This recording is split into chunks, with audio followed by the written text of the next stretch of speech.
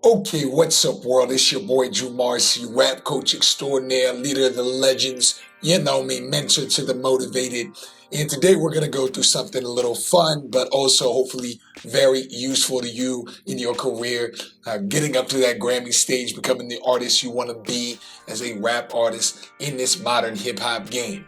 In today's episode, you're going to hear three things that I would have done differently if I was just starting to learn how to rap, if I was just starting to learn how to become one of the GOATs, one of the greatest. So let's get through these pretty quickly so you can take this information, start implementing it, maybe making some changes, or if you don't do any of these things, you should feel good about yourself because you're well on your way to being that motherfucker. So with that being said, let's get into it.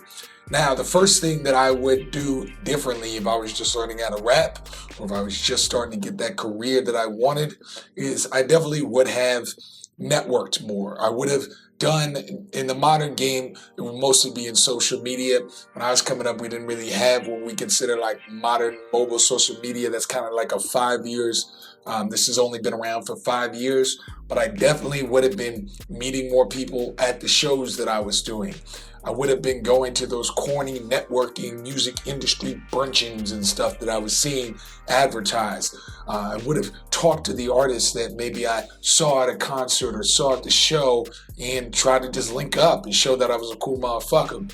But back then, either one, I was doing that whole rapper ego thing where I'm like, man, I'm nicer than this motherfucker. Why am I going to reach out? Or she's an R&B singer. What would I have to do to network with her?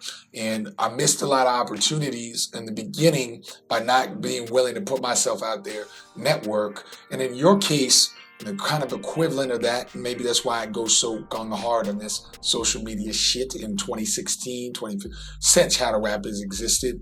In your case, that would be hitting it extra hard, doubling down, tripling down on your social media, because that is a form of networking. So the first thing I would have changed differently is more networking, but in your case, definitely social media is a great equivalent of that. And you can get connections with people in your area, in your city, all of that good stuff. Now, the second thing I would have done if I could have done it all differently, to be honest with you, probably play less video games, smoke less herb, watch less marathons of Family Guy and South Park and all that kind of stuff, only if you're trying to get in the rap game. In my case, I wanted to be a rapper, and even though I was able to actually get to this point where, I'm very proud of my ability, I think I can really spit, and obviously I feel confident enough I would put myself out there as like a rap coach or some kind of guru type, but I still wish, I think I could even be better. I still wish I wouldn't have just been up on every single Madden and learning like cheat codes, or I wish I wasn't just, what happens is you get high right before you're about to record, or you get high before you're about to write, and you think you're about to write the Bonfire, here's the next Illmatic, here's the next Blueprint, Good Kid, Mad City, and really you end up watching 3 to 4 back-to-back episodes of Family Guy, South Park, The Office, Archer, whatever your fucking poison is, Breaking Bad, all of that. So I gotta be real, I definitely do regret that. Not saying if you're just trying to have a fun life and you watch my videos just being entertained, or if it's just a hobby, you don't have to do that. Nobody's judging the fact you enjoy having a good time playing Madden, getting some herbal stimulation. Like that's on you.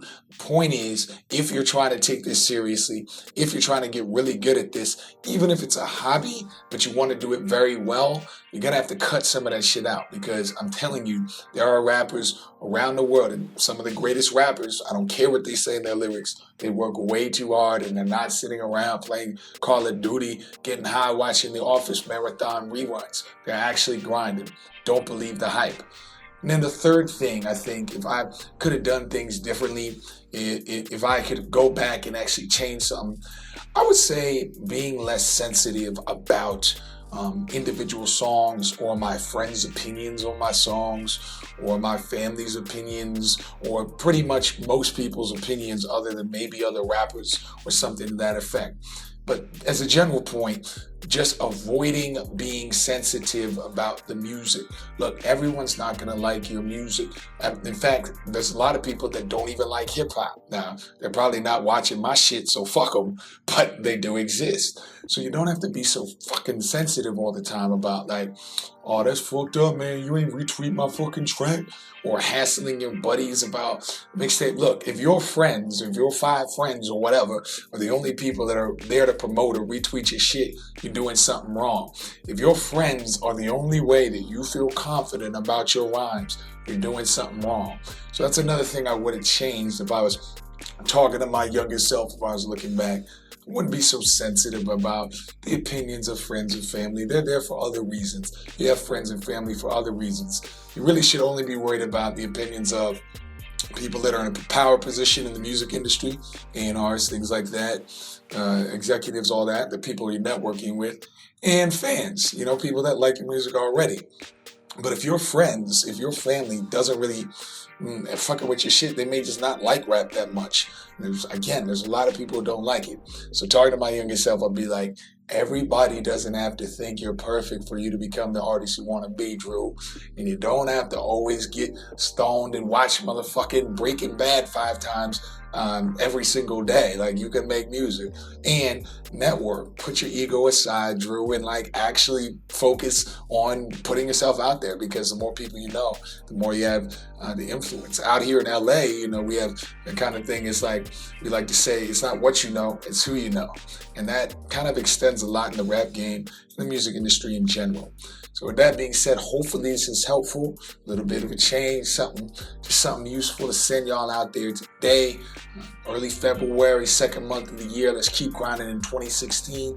And as always, if you are one of these serious rappers who want to change these differently, want to work with me directly, want to get direct feedback from me live online about your music, be sure to go check out my online class, the exclusive group. It's not only me, it's not only my staff, it's not only rappers from around the world, but there's lots of us, and it's only for serious applicants. So if you sign up and you don't plan on making music, you sign up, you don't plan on working hard, you're out. So this is only for those serious applicants.